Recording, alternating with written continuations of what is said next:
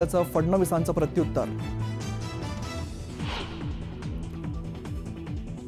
मनोज जरांगेंचा सरकारला इशारा। मनोज जरांगे उद्या घेणार पीडित कुटुंबियांची भेट। बीडच्या पालकमंत्री पदाबाबत सर्व मिळून ठरवू, तर बीडमध्ये कोणाचीही दादागिरी चालू देणार नाही, फडणवीसांचं वक्तव्य। खातेवाटपानंतर आता पालकमंत्री पदावरती नजरा। मुंबईच्या पालकमंत्री पदावरती शिवसेनेसह भाजपाचाही दावा।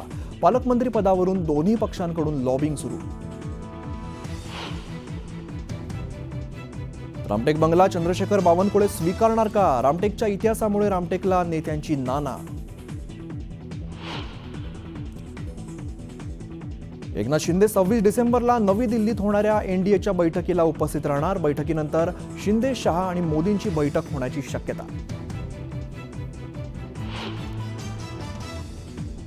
बच्चू कडूंनी घेतली नितीन गडकरींची भेट। भाजप विरोधात लढणाऱ्या कडूंनी गडकरींची भेट घेतल्याने चर्चांना उधाण।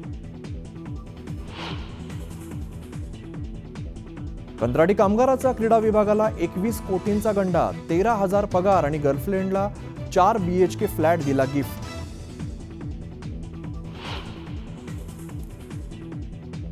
आणि विदर्भातील जंगल सफारी झाल्या फुल। ताडोबा पेंचमध्ये 2 जानेवारीपर्यंत सफारी बुकिंग फुल।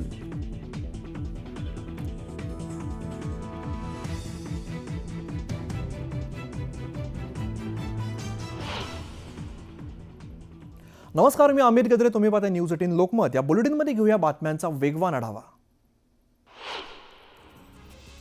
मुख्यमंत्री लाडकी बहीण योजनेचा निधी वाटपाला आता सुरुवात झालेली आहे, असं ट्विट राज्याच्या महिला आणि बालविकास मंत्री आदिती तटकरे यांनी केलेलं आहे। आदर्श आचारसंहितेमुळे थांबलेली प्रक्रिया पुन्हा सुरू झाल्याचं आदिती तटकरे यांनी ट्विट केलंय।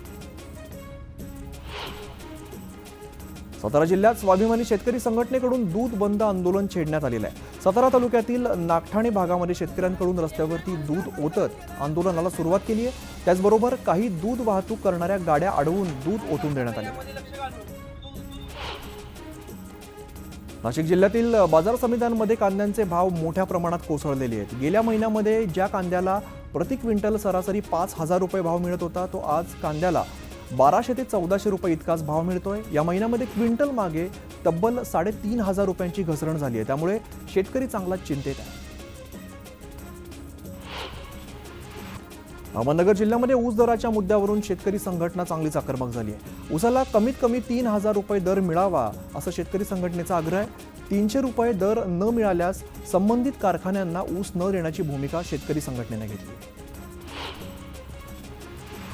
सोलापूरच्या सिद्धेश्वर कृषी प्रदर्शनात चक्क दूध पिणारा कोंबडा आढळून आलेला आहे। राजा असं या दूध पिणाऱ्या कोंबड्याचं नाव असून वनराज क्रॉस जातीच्या कोंबड्याला पैलवानाला खुराक दिली जाते। त्यामुळे 1 वर्षाच्या कोंबड्याचं तब्बल 6 किलो इतकं वजन असल्याने चर्चेचा विषय बनला आहे। ऊसतोड मजुराच्या डोक्यात दगड घालून मुकादमानेच खून केल्याचा धक्कादायक प्रकार बीडच्या परळीमध्ये घडलेला आहे। झोपेत असतानाच मुकादमाने मोठा दगड डोक्यात घालून खून केलाय। या प्रकरणी आरोपी मुकादमाला बेड्या ठोकण्यात आल्या। नाताळ आणि नववर्षाच्या स्वागताच्या निमित्ताने कोकणात समुद्रकिनारे पर्यटकांच्या गर्दीने गजबजलेले आहेत। समुद्रकिनारा फिरताना स्वतःच्या जीवाची काळजी घ्या, सुरक्षेचे सर्व नियम पाळून पोलिसांना सहकार्य करा, असं आवाहन रत्नागिरीचे पोलीस अधीक्षक धनंजय कुलकर्णी यांनी केलं आहे। राज्यात गुंडाराज वाढल्याचा आरोप करत चंद्रपुरात काँग्रेसनं निषेध मोर्चा काढलेला आहे। त्याचबरोबर अमित शहांनी माफी मागावी अशी मागणी देखील काँग्रेस आंदोलकांनी केली आहे। या आंदोलनाला खासदार धानोरकरांनी सुद्धा सहभाग नोंदवला आहे। नितीन गडकरींतर्फे नागपुरातील उत्साही भजनी मंडळांना भजनी साहित्याचं वाटप करण्यात आलेलं आहे। शहरातील 345 भजनी मंडळांना तबला, पेटी, टाळ अशा भजनी साहित्याचं वाटप करण्यात आलं आहे। पाचोरा इथे राष्ट्रीय ग्राहक दिनानिमित्ताने ग्राहक सेवा संघाच्या वतीने जनजागृती रॅली काढण्यात आलेली आहे। यावेळेला जागो ग्राहक जागो अशा घोषणा सुद्धा देण्यात आल्या। पुण्यामध्ये काँग्रेसकडून अमित शहांविरोधात पुन्हा आंदोलन करण्यात आलेलं आहे। जिल्हाधिकारी कार्यालयाबाहेर काँग्रेसने आंदोलन केलंय। नागपुरातील बुटीबोरी इथे छत्रपती शिवाजी महाराज उड्डाणपुलावरती काही तडे गेल्याचं लक्षात आल्यानंतर दक्षता म्हणून उड्डाणपुलावरील वाहतूक ही बंद करण्यात आलेली आहे। यानंतर पोलीस आणि सार्वजनिक बांधकाम विभागाच्या अधिकाऱ्यांनी घटनास्थळी पाहणी करून वाहतूक बंद केली। कोपरीमध्ये झोपडपट्टी विरोधात आंदोलन सुरू असताना वनमंत्री गणेश नाईक यांचा ताफा थांबवलेला आहे। ताफा थांबवून आंदोलकांनी भेट घेत कार्यवाही करण्याचं आश्वासन गणेश नाईक यांनी आंदोलनकर्त्यांना दिलं। अहिल्यानगर जिल्ह्यातील राजूर इथे डांगी जनावरांच्या स्पर्धा आणि प्रदर्शन भरवण्यात आलेलं आहे। यावेळेला जनावरांची खरेदी विक्री करण्यात येते। या यात्रेमध्ये हजारो नागरिकांनी सहभाग घेतला आहे। सारंगखेडा घोडे बाजाराने अवघ्या 10 दिवसात 3 कोटींचा टप्पा पार केलेला आहे। या बाजारामध्ये आतापर्यंत 2210 घोडे खरेदी विक्रीसाठी दाखल झाले। त्यामध्ये 657 घोड्यांची विक्री झाली।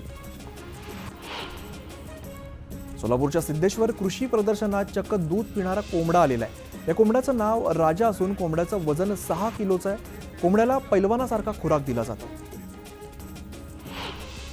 महत्वाची बातमी येते। बीडच्या मसाजोगचे सरपंच संतोष देशमुख यांच्या हत्या प्रकरणावरून भाजप आमदार सुरेश धस यांनी पुन्हा एकदा धनंजय मुंडेंवरती निशाणा साधलेला आहे। या प्रकरणातील मोठा आका हा केवळ खंडणीचा नाही तर 302च्या गुन्ह्यातील मुख्य सूत्रधार असल्याचा आरोप त्यांनी केलेला आहे। बीड जिल्ह्यामध्ये गँग्स ऑफ वासेपूर झालं असून काय अराजकता माजली आहे हे तिथे गेल्यावरच कळेल असंही ते म्हणाले। या अराजकता माजवणाऱ्यांना आता बिनभाड्याच्या खोलीमध्ये पाठवलं जाणार असल्याचा घणाघात त्यांनी केलेला आहे। धनंजय मुंडे यांचं वागणं गेल्या 5 वर्षात बदललेलं असून कोण होतास तू, काय झालास तू, असा सवाल धस यांनी केलेला आहे। बीडचे आधीचे पालकमंत्री यांनी आपलं मंत्रिपद भाड्याने दिलं होतं। आता फडणवीस किंवा अजित पवारांनी पालकमंत्रीपद स्वीकारावं अशी मागणी त्यांनी केलेली आहे।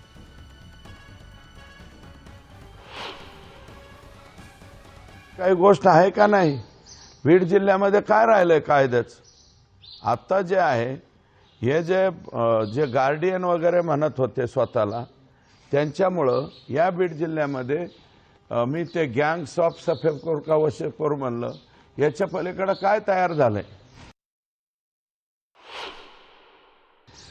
त्यातले जे विष्णू चाटे म्हणजे आकाच्या खालचे छोटे आका हे मला वाटतं आत गेलेत आणि ते आत गेले म्हणजे पोलिसांनी पकडलेत असं मला वाटत नाही। ते सरेंडर झालेले आहेत। तर बाकीच्यांना विनंती, मला बाकीचे छोटफोट याच्यापेक्षा याच्यातला जो आका आहे तो आका आता लवकरात लवकर आत गेला पाहिजे आणि तो 100% फक्त खंडणीच्या गुन्ह्यात आहेत असं माझं आता मत राहिलेलं नाही। ते 302चे सुद्धा मेन प्रमुख सूत्रधार तेच आहेत। हे जे वागलेले आहेत 200 कुटुंब गावं सोडून गेलेत, तिथले व्यापारी गावं सोडून दिलेत। गायछाप तंबाखूची एजन्सी सुद्धा हमारेच पास होना, पीएनची एजन्सी, चुन्याची एक मुसलमानाची एजन्सी होती, ती एजन्सी बी ह्यांनीच काढून घेतली। मारवाडी समाजाच्या कोणत्याही माणसाकडे काही एजन्सी राहिलेली नाही आता परळी तालुक्यामध्ये, बरं का?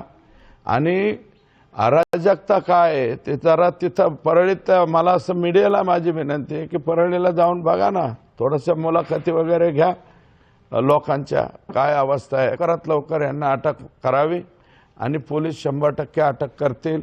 SIT आज गठीत होईल, त्याच्यामुळे हे लवकरात लवकर आत गेले पाहिजेत बिनभाड्याच्या खोलीमध्ये।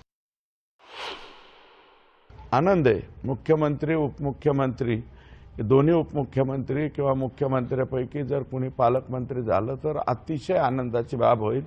कारण आणि गार्डियन जे मागचे गार्डियन हे मला वाटतं त्यांनी पालकमंत्रीपदही भाड्याने दिलं, मंत्रिपदही भाड्याने दिलं, लीज ॲग्रीमेंट त्यांनी केल्यामुळं मोठा प्रॉब्लेम झाला आहे। माझं बी कधी कधी असं होतंय, त्यामुळं ते संजय शिंगानी या नाव आहे त्या गजनी पिक्चरमधलं आमिर खानचं, ते झालेलं आहे। मी 2023 ते 2024 पर्यंत कोण कृषी मंत्री होते हे मला आठवत नाही। आता कृषी मंत्री मला वाटतं कोकाटे साहेब झालेत ना। मी म्हणलं ना धनंजय मुंडे पूर्वी असे नव्हते, आता कसे झाले, काय होतास तू काय झालास तू, अशी परिस्थिती तुमची आली साहेब। काय आणि याद्या देतो आता मग तुम्हाला प्रत्येकाच्या शिफ्टिंगच्या। परळीहून लोक उठत आहेत, अंबाजोगाईला जातात, पुण्याला राहायला जातात, मुंबईला गेले, सगळे घरदार सोडून जय हिंद जय महाराष्ट्र झालाय। हे माहीत होत नाही का एक्स गार्डियनला?